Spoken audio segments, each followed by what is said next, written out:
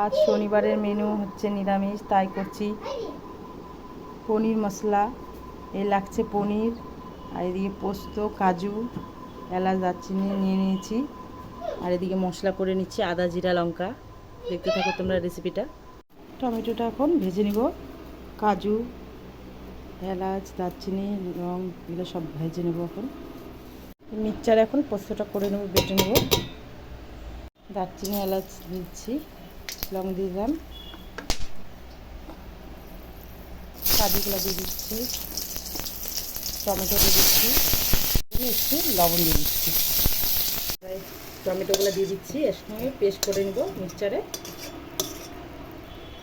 তেল গরম হয়ে গেছে, পনিরগুলো ভেজে নেব। একটু লবণ দিয়ে দিচ্ছি,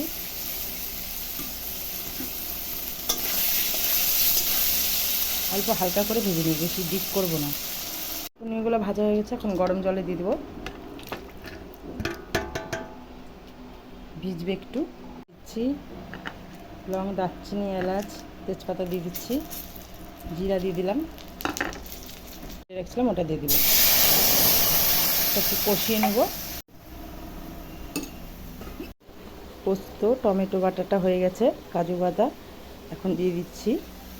মশলা কষে গেছে,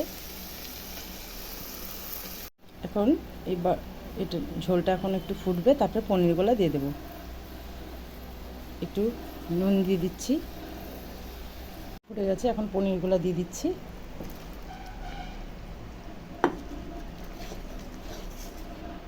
পনিরটা ফুটে গেছে, এখন একটু চিনি দিয়ে দিচ্ছি।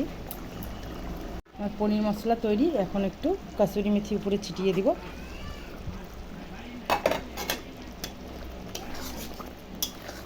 পনির মশলা তৈরি হয়ে গেছে।